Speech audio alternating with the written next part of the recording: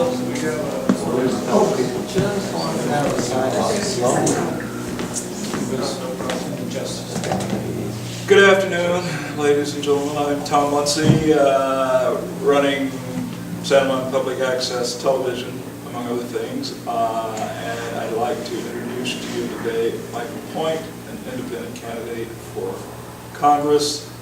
I think Mike can give his bio better than I can. But, and I should point out also that there's no representative from Larsen's office, even though he was invited to send somebody. So with that, let's just get on with it, unless there are no questions of me, and there better not be. Okay. Mike?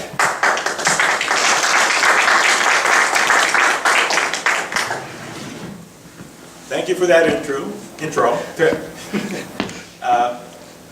As he said, I'm Mike Lapointe, and I'm running for Congress in District 2 against Rick Larsen. This is the second time I'm running.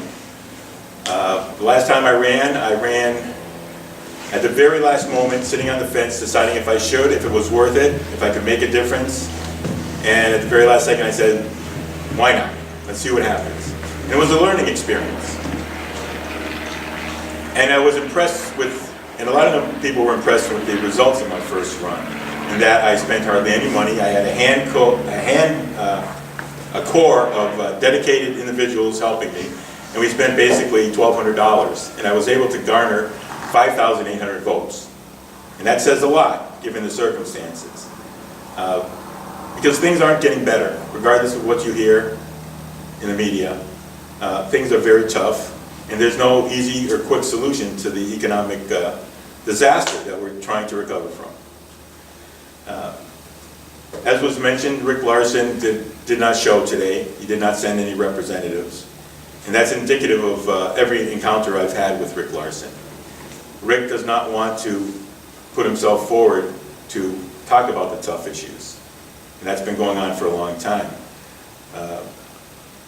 But I'm here to put myself forward to the people who I choose to represent, the working people in my district. Human beings, not corporations. That's something that hasn't been done by Rick Larsen for quite a while. There are a number of tough issues locally that are happening in our district, in our state, and in our country. In general, let me talk about what I see as some of the major problems we're facing. And as always, it's all about jobs. Not only jobs, but jobs that pay a living wage. Not our so-called minimum wage jobs, which do not allow or afford the opportunity to meet the rent every month. Minimum wage should be a living wage. That is not the case right now. The other thing that's important in both national level and global level and local level is the environment. And the future, not only of our country, but of the entire planet. I feel that we need to concentrate on restoring jobs to America, living wage union jobs to America. Our trade agreements have done nothing but enhance the wealth of the very few on both sides of the trades. The countries we're trading with and our country do not benefit from these free trade agreements. Only the corporations do. They can't get what they want here, so they go to other countries and exploit people in that country to make more profit. That has to stop. We have to have representatives that represent the people and make decisions and legislate laws that are benefiting the people that they represent. That's not happening. And the reason it's not happening is because corporations are backing all the politicians, right and left, Democrats and Republicans. The two-party system is really just one large party. It's that simple. We don't have a chance. We don't have a voice. We simply have an illusion of democracy. So we need to get our jobs back into America, living wage jobs. We need to be self-sustainable in our country and be able to make a living wage, which brings me to the second part, a living wage. As many of you may have heard, the efforts in Seattle to raise the minimum wage to $15 an hour has passed. And that was spearheaded by a socialist, an independent, doing what the Democrats have been trying to do for over a decade. In 6 months, in keeping with her promise, Kshama Sawant, with the help of a grassroots movement of all the people, was able to pass a $15 an hour minimum wage. Something way overdue. Just by looking at the statistics, this is a great victory for working people, but it's also, in the historical perspective, simply bringing us up to the level in which the minimum wage was in 1968. That's how far behind the elected officials that we keep electing over and over and over again have sent us back. It has to stop. The other thing that is of utmost importance, of course, is the environment. We're in serious trouble. We cannot keep burning fossil fuels. The end is near. I don't want to sound woo-woo, but it's true. The end is near if we don't start taking serious action now, instead of just delaying and putting off what needs to happen. Because we're going to be facing a far more economic and cataclysmic disaster very shortly if we don't start making decisions now that benefit, again, the interest of most of the majority of people. We can't ship coal through our state. We can't burn coal anywhere. We have to wean ourselves off of fossil fuels, oil, fracked gas, anything that is hurting our environment. And I can get into a lot of details about all the different fossil fuels and all the problems that they will cause by continuing to use them. And I think pretty much everyone here in this crowd has an understanding to some degree of what that is. So the only solution we have, and it's a viable solution now, is sustainable green energies. But we don't put the effort into it. We delay and delay because the fossil fuel industries, special interests, own our politicians. We have to look at the subsidies that we give these people, first of all. We have to take the subsidies and the tax breaks and all the little tax code incentives that are given to these people and take them back and use them to develop and initiate green energy solutions throughout not only our district but our entire nation. Green energy works. Wind energy works. Hydro energy works. Solar power, very promising. And even the storage of the energy from solar panels is improving daily. It is viable. As an example, a friend of mine, Dean Smith, excuse me, doesn't pay an electric bill. He gets a refund check every year. He has solar panels and he plugs his volt into his solar panels. No fossil fuels, no damage to our environment. We have to start looking to these solutions. I will propose legislation to start making our energy #1 priority in our country, future of our energy. We have to stop relying on last century's energy and start looking to the energy of the future, which will sustain our planet. So that's a crucial, these are the three main elements of my campaign. Jobs, living wage jobs and job opportunity, and restoring our environment by developing energy sources for the future. There are a number of other issues that are at play just in reference to our own community. Again, within the environment, a lot of them, we have the coal trains, the oil trains. Rick Larsen hasn't addressed any of these issues. The media likes to think he's addressing some of these issues. I've been quite upset on some of the recent articles praising him for his positions on, for instance, the oil trains, which is, he's taken no position. Rick Larsen has been dragged kicking and screaming into taking the minimal steps to protect people in our district from these Bakken oil trains. It's the activists who are forcing the issue, as it always is with these elected officials. It always, the people who have to make the change. They just take the credit for it, for what little they do. And so we have the problem with the oil trains, we have the problem with the coal trains, and local to this area we have the growler issue, which I was unaware of until a little while ago. when somebody asked me a question about what my position was on it. And I had heard something, but I wasn't really informed of all the issues with the jets and the outlying field issue with the noise. So I investigated it, and oddly enough, I have a unique perspective on this issue because I actually lived near Barnes Airport in Westfield, Massachusetts, right on the Westfield-Holyoke line when I was a teenager.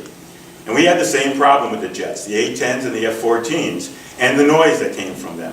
And it was a big issue, and it still is to this day. They're still mitigating the noise in this from those jets at this, now it's a National Air Guard field. And they did mitigating. They put in windows to block the sound, more insulation in the homes, but it's still ongoing, and there's still a lot of irate people, understandably, there. But the thing about that, and with the growler issue, that really struck me when I checked it out, is the decibel level. Where I lived in Massachusetts, the decibels maxed out at 85, which is actually the area at which you cause damage to your hearing. With the growlers, we're talking about 102 decibels or more. Continually. In outlying field, takeoff and landings, sometimes till 1 o'clock at night. And when the people started complaining about this health issue, and that's what it isn't a patriotic issue, it isn't you're pro-military or anti-military, it's a health issue. The people in my district are being damaged physically, emotionally, psychologically by these growler jets. And it needs to be addressed. And it wasn't being addressed by Rick Larsen, other local officials from what I understand, and most importantly, the Navy. The Navy was unresponsive, and Rick Larsen's response was, oh, I'll talk to them and see if they'll talk to you. You know, and it got to such a point that the people actually had to sue. Something's wrong when our own people have to sue our own government to get action. The Navy, the military is there to serve the people. When we ask them to address something, they should address it. When our elected officials are asked to investigate something and do something about what is clearly a health issue and something seriously affecting our community in whatever way, physically, environmentally, they need to get up and take action. But again, Rick Larsen gets dragged kicking and screaming into everything. And his most often, excuse me, most often his response is to not be involved, or be involved as little as possible and shove off the problem onto someone else by not speaking. And that's where the difference between Rick Larsen and myself becomes most evident, because I do not push anything aside. I will deal with every problem that comes up, especially the growlers, especially the coal trains, the oil trains, and I will serve the best interests of the people to make it the community that we want to live in, the community that we want to leave for our children, to make this country what it's supposed to be, a true democracy where all the people have a say and are involved in setting the course of our democracy, our nation, our community. We don't have that now.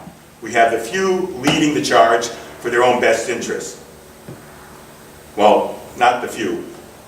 The politicians who are bought and paid for by the few leading the charge. We have to start having our democracy instead of an illusion of our democracy. And by myself, alone, with no help, I can't do that. But my intent is to try. And I understand that what we really need is people in this room and people out in the street backing and understanding the issues. And we need more people like myself. People like Shama Sawan, people like the 24 labor-backed city council members who in one fell swoop knocked out 24 Democrats in a district in Lorain, Ohio. If anybody here didn't hear about that, it's not surprising because it wasn't reported widely, which is another problem, the media. And their reporting of the news as opposed to creating the news they want you to hear. But that happened, that was a real thing. The Democrats and labor in the district of Lorain, which actually encompasses the city of Lorain, had a falling out, which is systematic of what's going on everywhere. You know, the politicians come to us asking for support. Labor goes out and knocks on doors for them, does all the footwork, tells everybody this is a great guy, he should be elected, and then once they're elected, you don't see him again. And maybe you get a few crumbs or something of falling through on their promise, but nothing more. And that was happening more and more often in that district. A very blue district of Lorraine, which included Lorraine City and the Lorraine district. Yeah.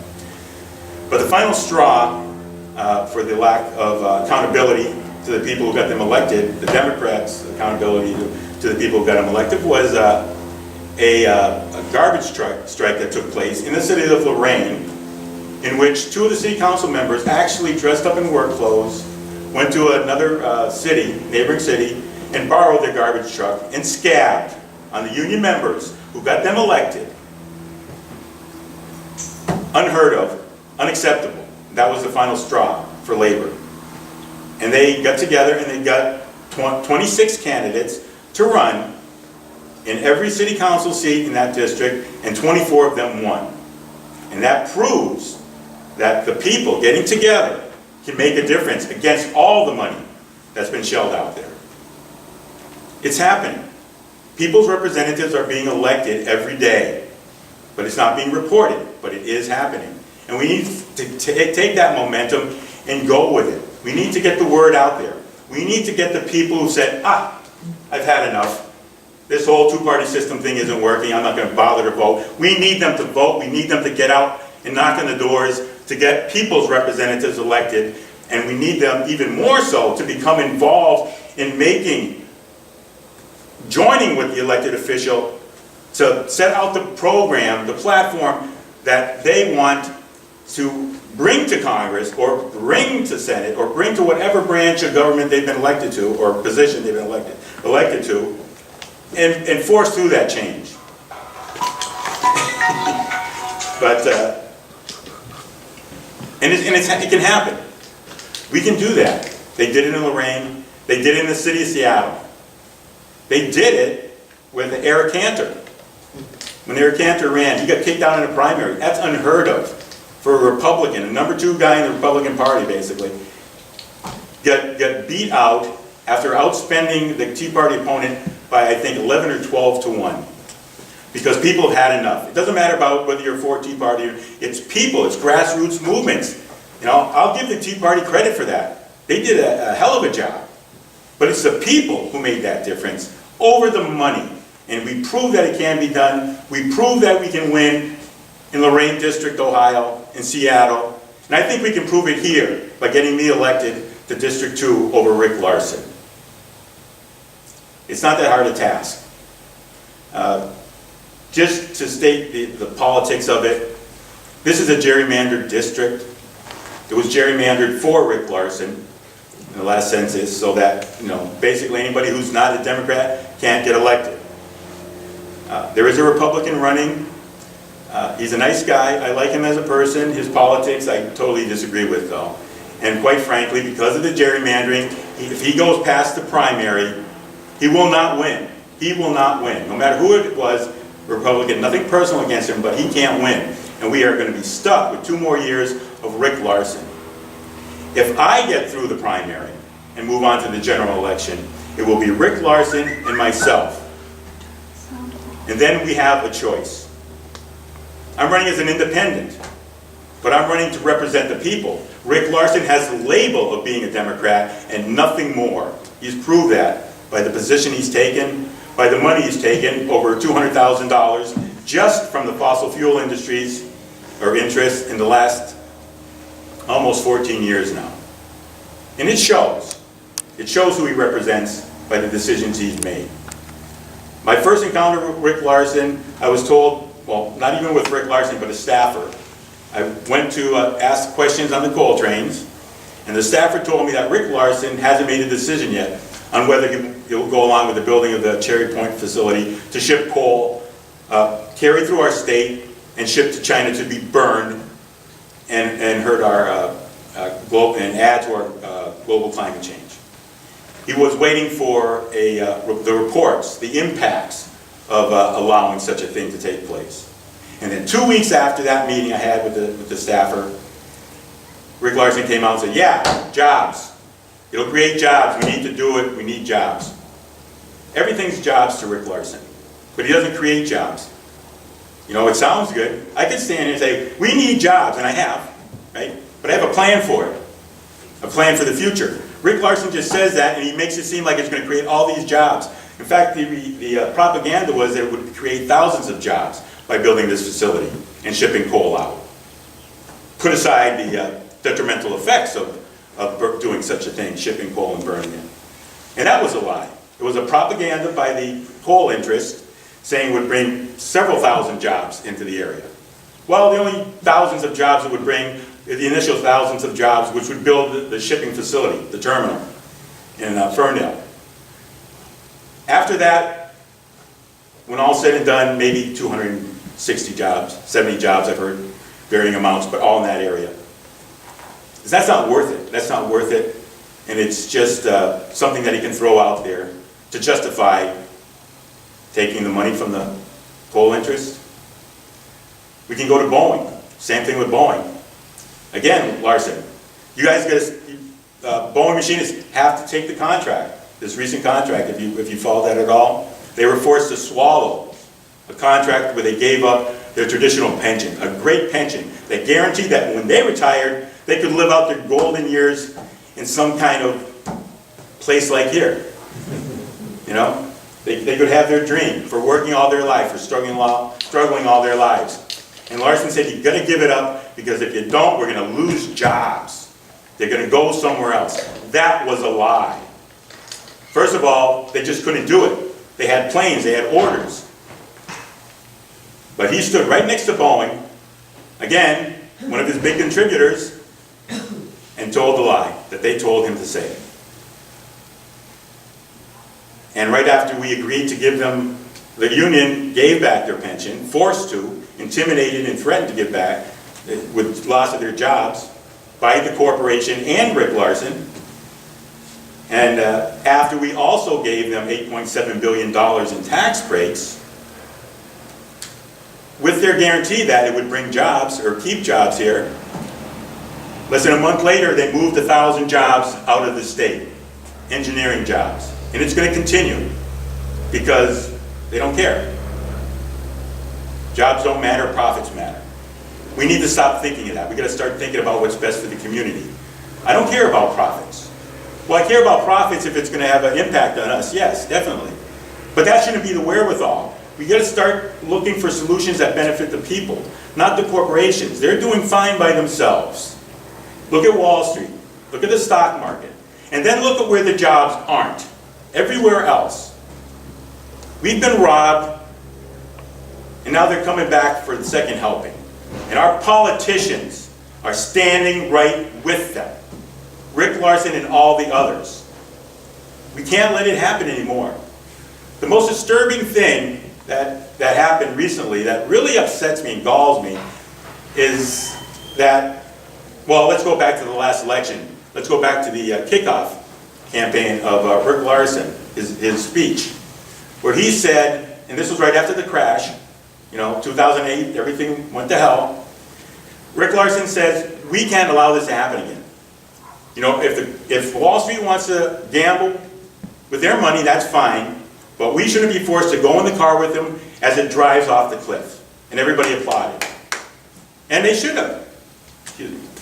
Because that's what you want to hear. You want to hear an elected representative stand up for you and say no more. And that's what he was doing.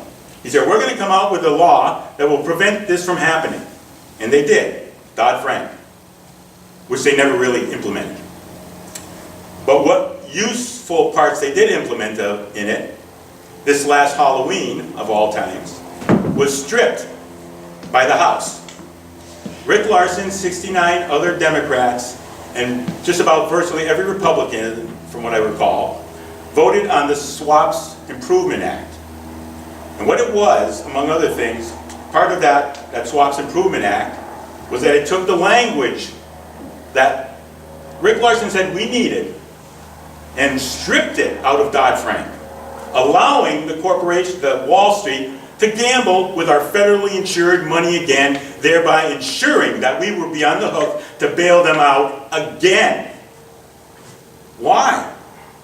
Well, let's look at where that law came from. 85 lines of text in that law. Of that 85 lines of text, 70 were written by Citigroup, a bank we bailed out in 2008. Why is a bank we bailed out in 2008 writing a law that allows them to gamble with our money again?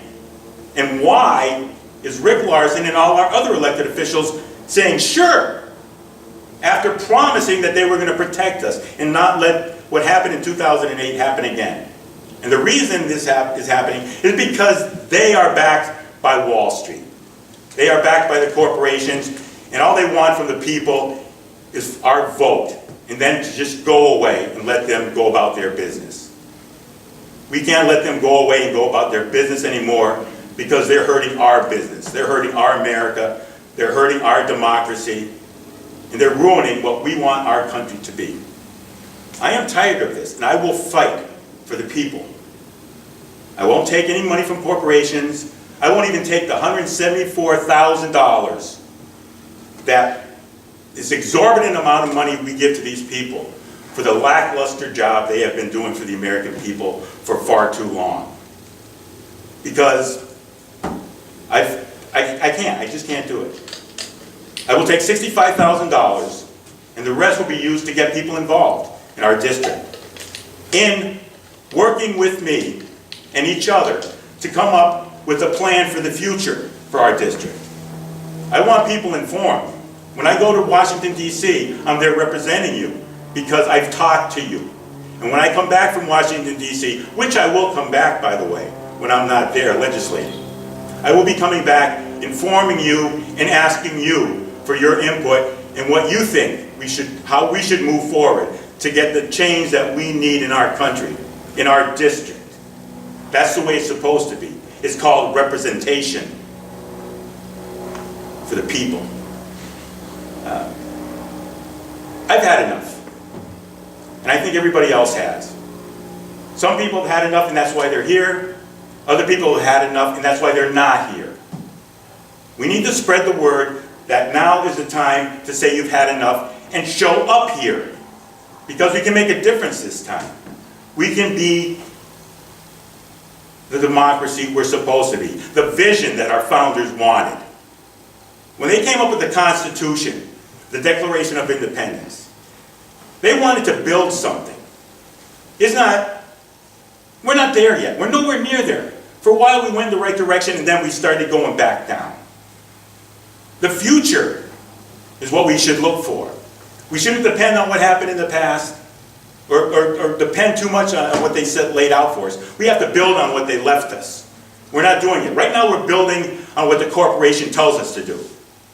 Not us. Tells our elected officials to do. We have to build the America for Americans, for the citizens. There's a lot of problems out there, a lot of issues. It's going to be hard and it's not going to be easy. But we need to take action now. I'm here to say that I'm going to do my part.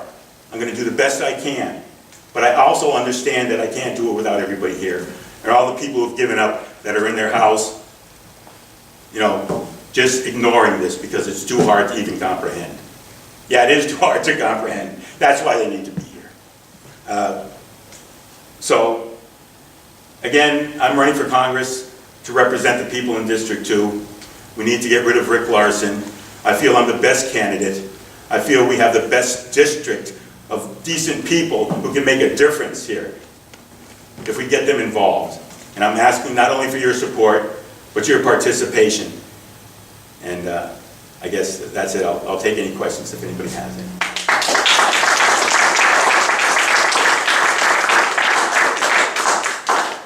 Yeah. I'm curious, if you got elected, how would you leverage your new office to bring about your desired outcome with respect to the Cherry Point coal terminal? How would I leverage? Well, first of all, I would contact all the groups, and there are lots of groups that are against this, and go to Washington, D.C., and present myself, and I will be the representative of the people, and I will be heard in D.C., and I will work with whoever I can in D.C. to bring about the change in our energy policies, so that it reflects more of an energy towards the future instead of the past. But I'm going to depend on the people in the district to put the pressure on, along with me, to make the changes. There's some things that just cannot happen. We cannot bring coal through our state. We cannot ship coal to China. We pass a law. We don't want to burn coal in our country anymore. There's a reason we passed that law. We should follow through with it completely and stop even shipping coal, because we shouldn't be burning coal. But again, it has to be myself, and I'll work with whoever I can in Congress, but I'm going to depend on the people in our district to back me up and come up with solutions to get through legislation or stop the coal trains. Well, both, stop the coal trains and come up with legislation for a green, sustainable energy solution for the future.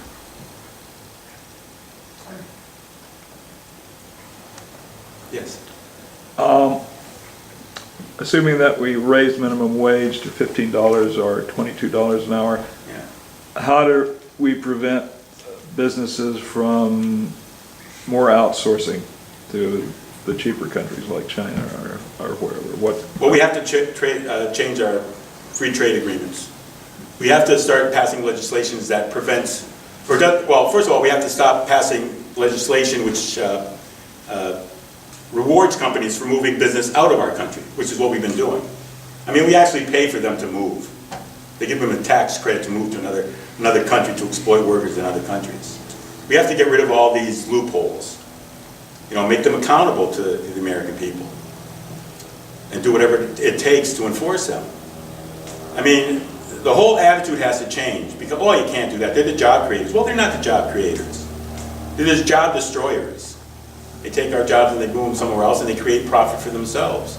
So we have to come out with some, you know, common sense tax codes that would encourage them to move back to our country or stay in our country. You know, it can't always be all about profits and the hell with everybody else. We have to have some humanity and we have to legislate it. If we have to, then we will. But the minimum wage is not going to kill companies. That's just the lie that they use to keep us from getting the minimum wage. In the city of Seattle, of course, right away it was like, oh, businesses are going to be fleeing, you know, in droves once the $15 an hour minimum wage comes through. And that's always the case. You know, nothing is ever based on the reality, the truth. It's on the propaganda that they put out there to keep from having to pay more. I mean, there's understanding, like Shama Swan actually backed off and compromised because it made sense. And she went from agreeing that, or at least understanding that, you know, we need some time to adapt for the smaller businesses so that they don't go under, or don't go under specifically because the wages all of a sudden rose like that. So she had a phase-in period of 3 years. That's the most she compromised, and that seemed reasonable. And I would probably go along with something like that to make sure that we cause as little disruption as possible in raising the minimum wage to where it actually belongs. But the propaganda was so strong that in the end, even corporations like McDonald's and Starbucks were getting a 3-year phase-in. Why? Why are we living? See, even the great victory that it was in Seattle had to compromise because of the corporate pressure and give these giant corporations like McDonald's and Starbucks and others a phase-in period. They can phase in $50 an hour for all their employees and it still wouldn't hurt them. Why are we always conceding to the wealthiest among us while we allow the most needy or the most struggling to just have to put up with it? It's not fair, it's not right, and it's a whole cultural thing that we need to change. We have to change the culture that says that we have to take care of big business and somehow we'll get that mysterious, still yet unseen trickle down to the American people. It's a lie. It needs to be exposed as a lie, and we have to start passing legislation that will improve our economy, and it will. Raising the minimum wage, bottom line, puts more money into the local communities. People will go to, like I own a coffee shop. People who now are raised up to $15 an hour, at the end of the month, aren't still 20 bucks short on their rent. They might have 50 bucks, 100 bucks in their pocket, which they will spend in the local community. Hopefully my coffee shop. You know, and that was the whole purpose of the 3-year phase-in, I believe, for Seattle, is to allow that money to come back into the community and help the real small businesses start to see the effect over that 3-year period of that extra money being recycled in our community, so that they would be able to survive. If that was the only problem. Obviously, small businesses there's a lot of reasons small businesses will go out of business. But at least that 3-year phase-in would have allowed them to weather that initial installation of the $15 an hour minimum wage. So it's a question of reality versus fantasy. Reality is it helps lift the people out of poverty, a little bit out of poverty, so that they have at least a little spending money, and they have that opportunity to have that breathing room so they can prove their lot in life, if you will. Yeah, well, let me get somebody else. I'll get back to you though. Okay. You're next.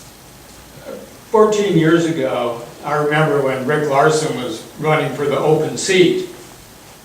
He said a lot of the same things that you're saying. Yeah. Family wage jobs, environmental protection. Yeah. I voted for him.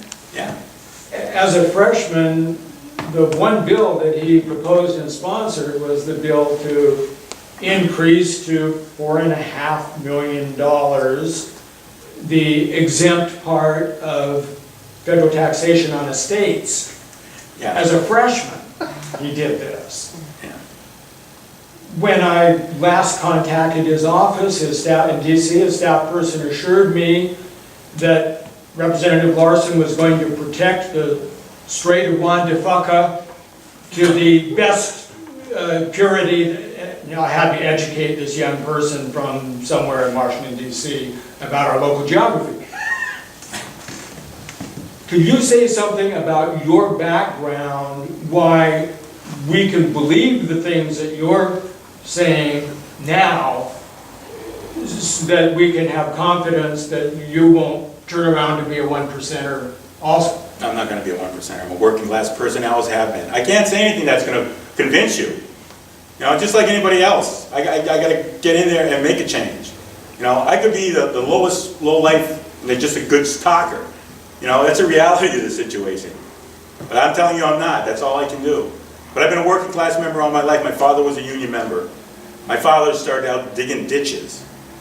My father's a working guy. I see what he had to put up with. He shouldn't have had to gone through what he went through. I don't want to have to go through that. I don't want to see anybody else go through that. It's not necessary anymore. This isn't 200 years ago, 100 years ago. There's no need for people to work as hard as they do and get so little right now. Not in the greatest country in the world, or should I just say the richest? Because I really question whether we're the greatest the way we've been acting. So I can't prove anything to you. I can just put myself out here and ask you to give me the shot, and that's all I'm doing. If I screw up 2 years from now, you can get rid of me. Bring back Larsen if you want. But I think I deserve the shot because I'm going out of my way to do this. I'm not even taking all the money because I won't. And let me explain to you why I won't take all the money.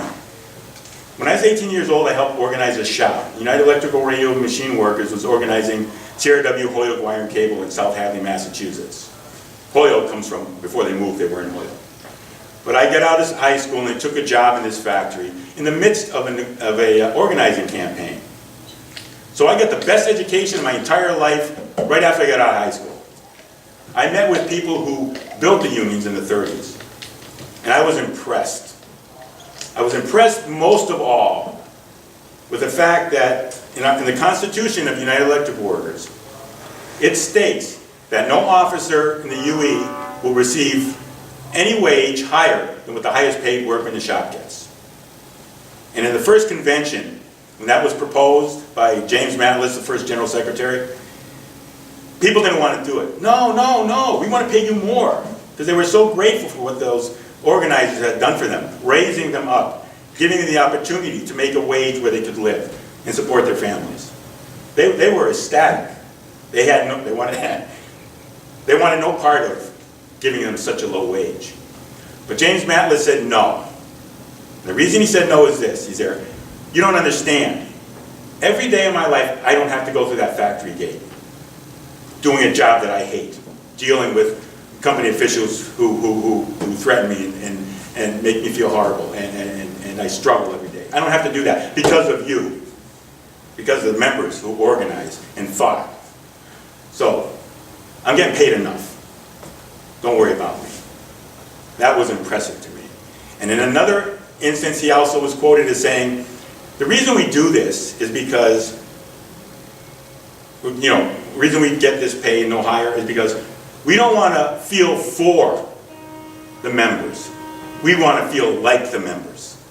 And when you have that gap, when you separate yourself from the union membership, or in my case, from the citizens that I'm supposed to represent, you lose touch with them.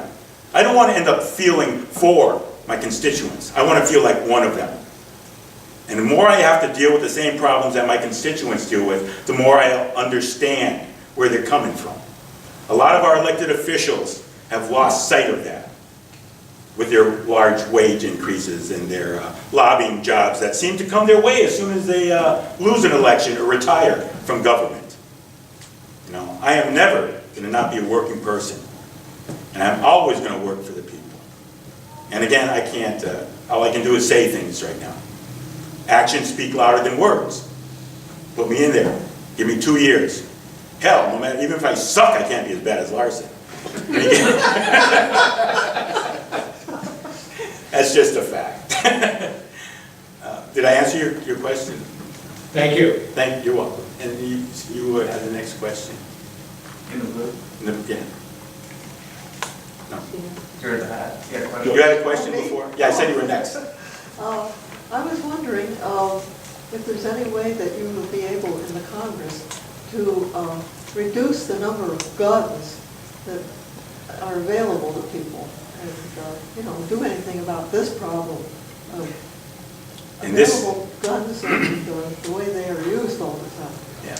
And this is a serious problem that we never seem to make any headway on, isn't it? And I'll tell you, I have a lot of friends on the right and left, and a lot of them are gun owners, and we've had some discussions on the issue, and it always seems to come back to assault rifles, for instance, and the constitutionality of registering your gun. And so I've rethought some of my opinions, not very much, but they've changed my mind a little bit. The thing I feel about, well, first of all, on a personal level, I don't think anybody needs to have an assault rifle.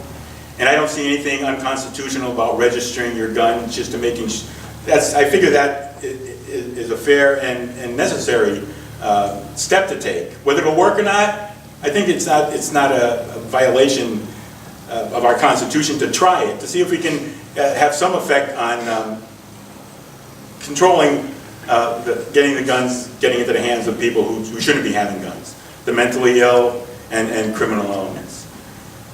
But I've also thought long and hard, and I think we put on more of a show in Congress, in politics, when we start talking about gun control versus gun violence. Nothing's ever done except, you know, idle chatter until there's a disaster, until there's this massacre of innocents. And every time it happens, we parade out some grieving family members. The politicians wave their arms, flail their arms around, saying it's horrible and we need to do something. And in the end, you know, the forces behind this who want to have the guns or don't want, or pushing for some minuscule amount of change, which is all we really have a shot at, get nowhere. And we're right back to where we are. I think we don't look at the problem, the real problem, which is the gun violence. Even if we were somehow to miraculously stop these, massacres that happen. What about the single incidents? What about the handgun? What about the kid in the ghetto who gets shot? Or the innocent child playing when a drive-by happens near her? That's not what's not being addressed. And it's happening every day. Where's the outrage? What bothers me is that if we took all the guns in our country and dropped them into any other country relative to the same size, there probably wouldn't be an uptick at all in the violence. It's something specific to our country. We have to address that problem. Why is this happening? What are we doing wrong? What is in our culture that is causing this to happen? I don't have the answers. But I think we waste a lot of time putting on this show every time some horrible massacre happens.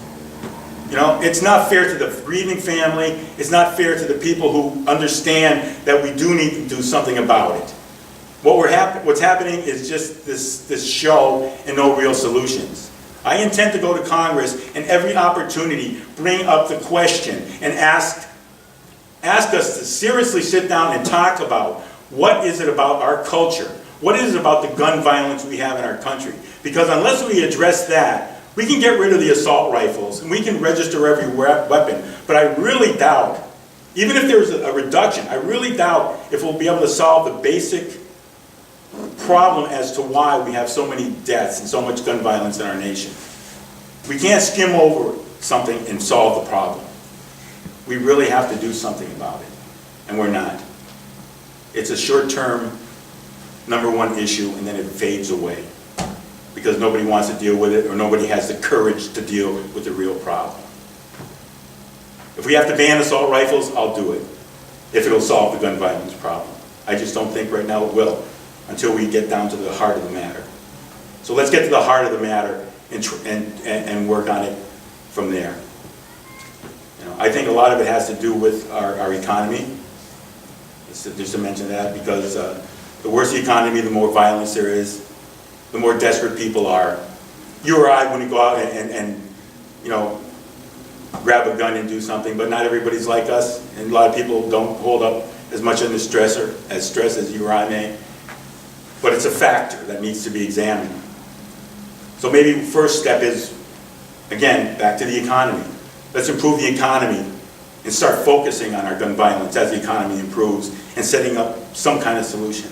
We have to get ourselves out of the hole. There's so many things to deal with. And I think the right has a legitimate concern that just banning assault rifles and just registering isn't going to be the answer. I'd like to see it though. Let me be clear on that.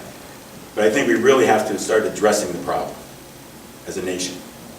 Everybody, right and left, you know, and get the politicians out of the mix. You know, they make too many political decisions where we need some real heartfelt, substantial solutions to this problem. Like increasing mental health care? Yeah, again, perfect. I should have said that. Thanks for bringing that up. That's the problem, you know. Compass Health just recently, I was at a demonstration outside of Compass Health in Everett because they've been negotiating, the union's been negotiating with the company now for 11 months, and they had zero for a wage increase proposal from them. And what's going on is, these are mostly street people. This is nonprofit. These are street people. And it took them a long time to get, you know, to the point where they could actually talk with their counselors. You know, a lot of people, they feel friends, they don't trust anybody. And now these counselors are under the same stress that their clients are out on the street with no services. They're not getting the wages where they can even, you know, be in a position where their lives are good enough. And they're being forced to leave. They were actually leaving. Compass Health was losing employees. And what was happening is, even though they didn't want to go, because these are decent people, they're people who went to college too, that's the other thing. They went to college, they get the degree, supposedly that's supposed to get you more money, right? Because you put that effort into your education. They weren't getting that. And they weren't able to meet the minimum requirements of making their rent. So they had to leave, begrudgingly, to go to a private company. And these homeless people, these mentally ill people, had to start over with somebody that they hired to replace them, Compass Health, right out of school, who had no work history, no, you know, they had the schooling and that's about it, and they were getting paid a lot less too, by the way. But now they have to reestablish that whole connection with that mentally ill person. So you lack that continuum of care, and you start over at ground zero.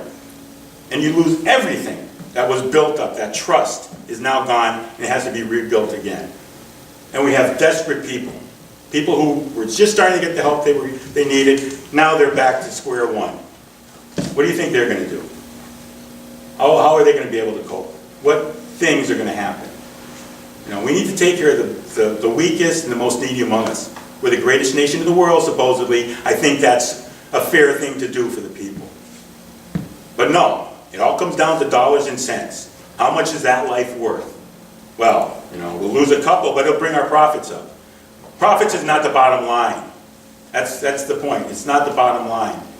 That's part of our culture we have to change also. The people, the needs of the people have to be the bottom line. So yes, that'll have a big impact, I'm sure. How much, I don't know. But yeah, if we can bring people the health care they need, a lot of them wouldn't be snapping and doing these horrible massacres or robbing that store because they need money for drugs, because they gave up on life and they turned to drugs. And they killed somebody in the process of that robbery.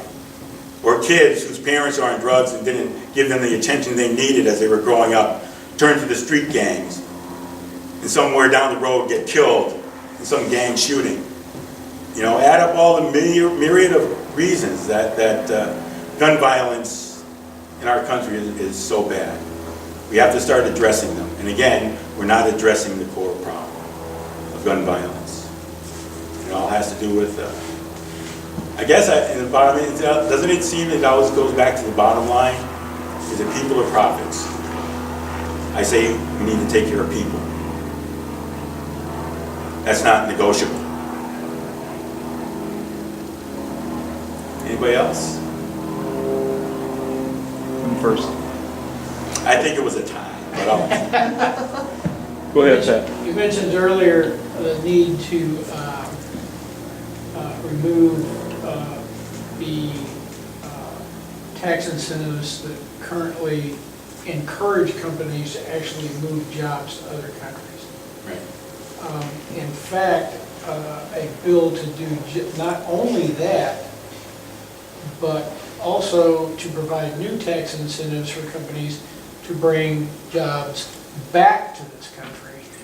A bill to do all of that just passed the Senate just recently. Overwhelming. That was a Democrats of Workers Now program thing. I can't remember. Right. And John Boehner's not even going to consider bringing it up.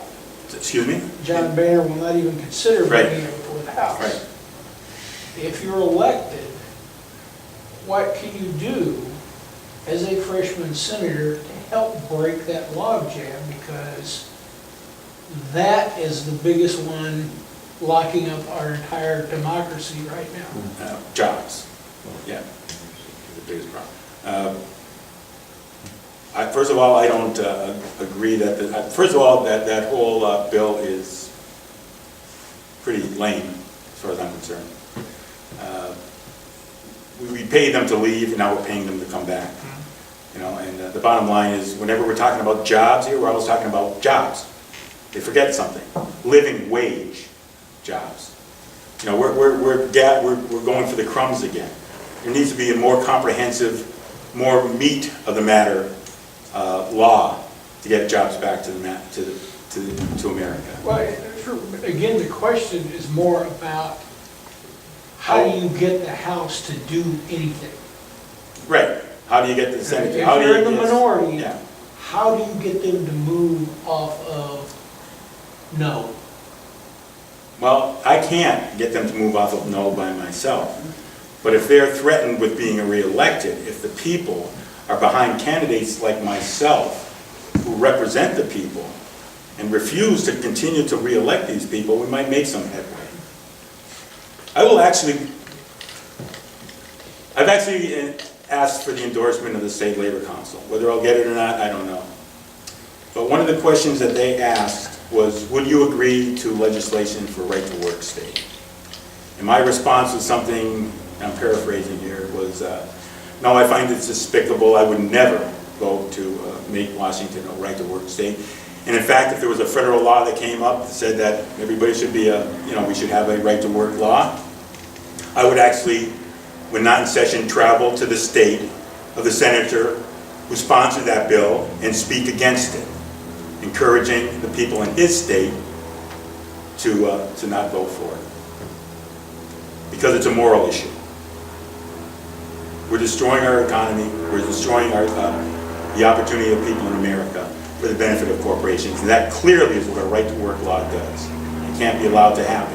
When we start getting that kind of momentum going, then we can talk about real solutions to bringing jobs back to America. These are just pablum. It's probably something that doesn't even have a chance to pass because of the divisiveness, clearly, You know, it's a polarity in our two legislatures, Senate and the House, particularly the House, that stops anything from happening.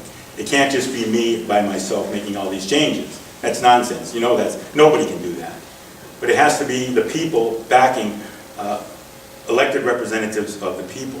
This isn't a one-term thing that's going to happen. But it doesn't have to be a 30-term thing either, if we can get the people behind us to stand with the people they elect and say, we back this person, and there's a reason he's saying this. It's because we want it. It's not, I can't promise you I'm going to do this and it's going to happen. But I promise you I'm going to start taking steps to get people involved in our district and encourage others throughout the country to do the same thing. We have to wean ourselves from the two-party system. It's that simple. If the Democrats represented the Democrats and the Republicans represented the Republican ideals of 50 years ago, we'd have a very different country right now. Maybe not perfect, but very different. You know, something terribly wrong has happened. And we can't keep working in a two-party system. If you're a hardcore Democrat, I'm sorry, or a Republican for that matter. But we can't work in these two-party systems the way they are now, inside of them. We have to go outside of them because they do not represent us. They represent the corporate interest, entities that are not even human. No, we have to look for other solutions. The people have to take action with the people's representatives in the Congress and in the state and in the city councils. And this, you know, all levels of government, like Shama Sawan, like the 24 people in Lorain County, Ohio. But I will be very vocal, and I will be very unyielding in any concessions of the people. I will negotiate, I may compromise where it will actually help and benefit the people. But I will not concede anymore. We can't. We have nothing left to concede. It has to change. We have to build the people up. And again, you have to get me in there to see what I'm going to do and see what I can get everybody else to do. I'm not working just in Congress. I'm going to be working here too. We have to have a two-pronged attack. We have to work in the legislature. We have to work out on the streets and with the people. The best tool I have, the most power I will have, it will be from an informed constituency. All on the same page. You can't fight that. They won't oppose me, especially if there's 40 of us. They can try, but it ain't going to work. 40 congressional members, backed 100%, all on the same page by a constituency, also all on the same page, cannot be defeated. It's the will of the people. That's what it's supposed to be about. The will of the people is the bottom line. Get the people informed to come together and let me know what the will of the people is and let their elected representatives know what the will of the people is. And then we can start making change. We're dealing with a car wreck here. We're still sorting out all the victims. But we have to do it. We've let it go too long. That's the best answer I can give you. Yes? Looking ahead to the general, if it's Mike Lapointe versus Rick Larsen, what are the chances for debates and head-to-heads? Where is that going to go? You talk about education of the electorate. Right. What's in the cards there? I want to debate Larsen every day after the primary is over, and I will, given the opportunity. Rick Larsen to date has refused to debate me, to meet with me, or to meet with the Republican. And on the very day that the filing closed, I wrote a letter, a certified letter I sent to Rick Larsen, asking him to meet in a debate with myself and the Republican so that the voters can make a clear distinction about the differences between all the candidates so that they'd be well informed enough so they could decide who moves on to the general election. I did not get a response from him. After 2.5 weeks, I went to his headquarters, walked in and said, "Hi, I'm Mike Lapointe. Is Rick here?" And this guy comes shooting out of the side office. It was Brendan, his campaign manager, or Brandon. And he says, "Can I help you?" And I said, "Yeah, I'm Mike Lapointe. I sent you a letter." "Oh, yeah, we get that." And that's what I did. He said, we'll get back to you. I'm there, no, you don't understand. The primary's coming up, he's only got one more break in Congress where he'll be here to participate in the debate. So we need an answer now. We'll get back to you. So I said, okay, I'm going to make it easy for you. You tell Rick that I was here. You tell him, and I said this sincerely, you tell him that I really like to hear from him, that he manned up and that he was going to debate us. That's the right thing to do. But if I do not hear from him, I'm going to just run with it. I never heard from him. And I've been beating him over the head ever since with it, every chance I get. I had a KSER candidate forum. KSER is a local radio station in Everett, where myself and the Republican were there to answer questions and state our positions. But Rick Larsen wasn't there. He had sent an audio recording where he stated how much grassroots support he has and very little else of substance. And his excuse for not being at that event was that Congress was having a late session and he would be unable to participate. Well, it was 6 o'clock at night, and that's Washington, D.C. That means it was 9 o'clock at night in Washington, D.C. Now, it may be true, but do you really think that our do-nothing Congress, who goes on vacation every other week, was in there at 9 o'clock during an election year voting on legislation? I find that hard to believe. But again, I don't know. I'm just saying. But again, it was an opportunity where Larsen could have been there, but he wasn't, except for his statement. He also, his grassroots support doesn't seem to be very grassrooty, shall we say. Up in Coopsville, where the growlers are a big issue, the jet noise, he refused to answer questions, and people walked out on him. I actually went to Legislative District 1 and asked for their endorsement as an independent over Rick Larsen. And what ensued was quite interesting. It was a 15-minute discussion to suspend the bylaws by a 2/3 majority needed to take a vote on whether to endorse me over Rick Larsen. In that discussion, there were two opposite viewpoints. One viewpoint was that we're Democrats, and we should only vote for Democrats. You have to be loyal to the Democratic Party, which is understandable, I guess. And the other opinion, which was well stated by a young woman in the crowd, was, well, we've been voting for Rick Larsen, who wears the label of a Democrat for 14 years now, and doesn't follow the party platform. Yet we have this independent who just spoke, who sounds to me to be very much in keeping with our party platform. If I have a choice, I'm voting for the independent. And of course I was late. But in the end, I fell one vote short of getting that 2/3 majority for the endorsement. But that's fine, because it brought that discussion. That discussion is going on right now in the district with the Democrats. They're soul searching. Somebody who's going to represent you, or somebody who's a Democrat. It's that cut and dry. In the 40th LD, there was another incident where a representative of Larsen's came to ask for the endorsement, but there were some of my supporters there, some people in this room right now, and they grilled that woman on questions that she really couldn't answer satisfactorily. And in the end, Rick Larsen got 4 votes for endorsement, 6 against endorsement, I believe, and 7 abstentions. The abstentions being very interesting. People who didn't want to vote for Larsen but wanted to be loyal, and I felt I can understand that, wanted to be loyal to the party. But he did not get the endorsement. So that's hardly a grassroots effort. And it's indicative of what's going on across our country with the two-party system. People have had enough. I think it's important that we use that momentum to move forward.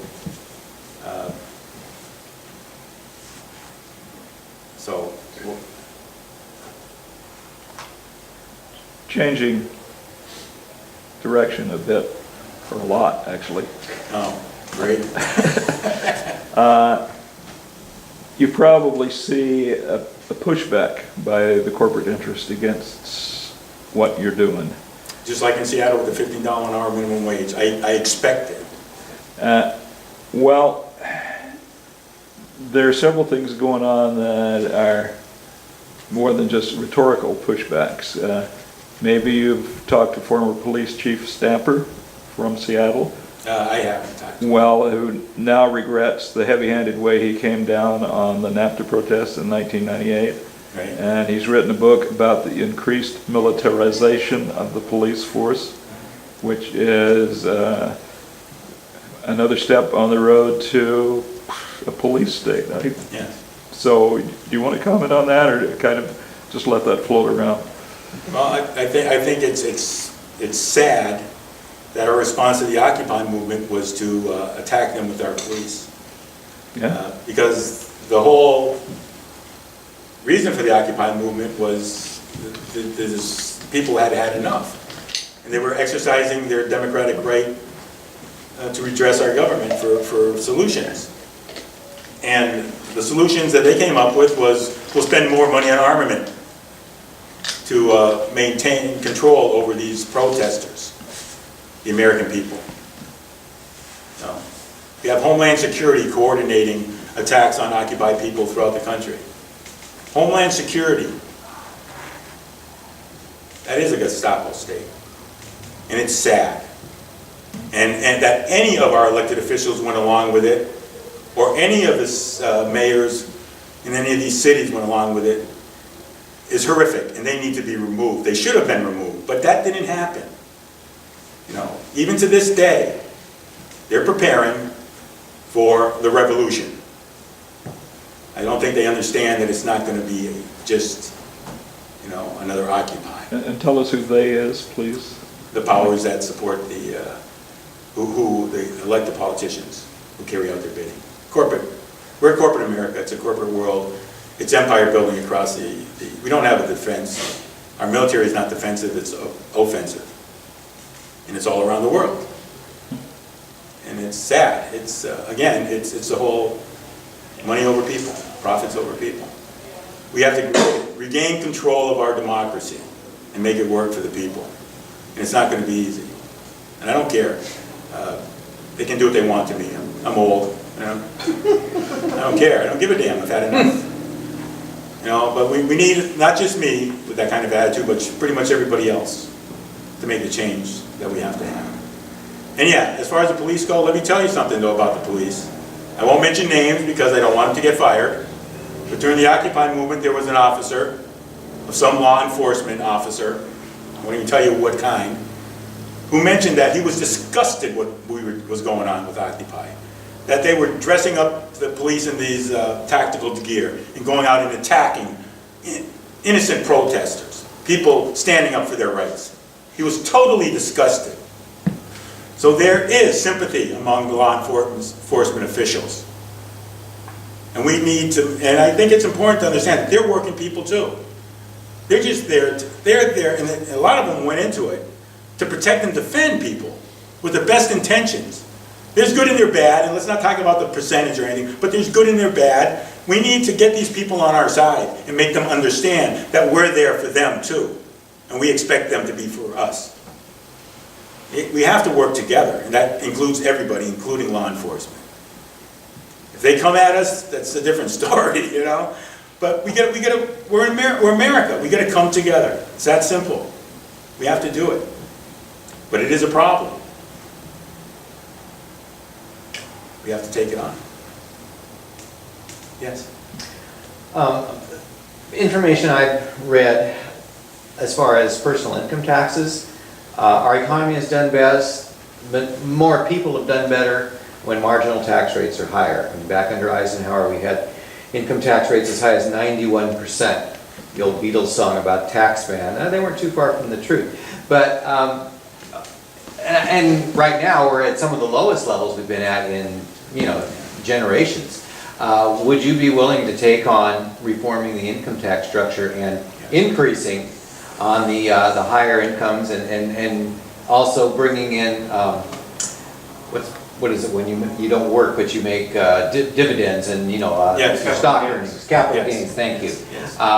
Make that the same level as income tax. Yes, I would. Absolutely. We have to tax the rich. They benefit from our society. A lot of them worked hard and they got more, but yeah, they need to give back too. You know, as a percentage of income, You know, we spend more of our percentage of income on just surviving. They spend a less percentage. I mean, people are gonna just spend so much on food every week. You're making a lot more. You know, you should pay more to help support the rest of society. I got no problem with it. If I was making $1 billion a year, I'd want to pay more. And I would pay more. I would demand to pay more. And there are people who are rich and have a social conscience who have said that. You know, but we have to have a progressive tax rate. We have to get rid of the tax loopholes, and we get a tax more fair. People who make more should pay more. People who make less should have to pay less in taxes. And Social Security, getting rid of the cap on that? Oh, get rid of the cap on, yeah, scrap the cap, yeah. No matter what you make, you keep paying. Yeah. You keep paying. It's not gonna kill you, but it can make the difference in a decent retirement for a lot of people. You know, and we have to be a more caring people for our society. And it ain't gonna cost us anything, so let's just do it, because it's the right thing to do. Anybody else have a question? No? Okay, thank you. I appreciate it. This was fun.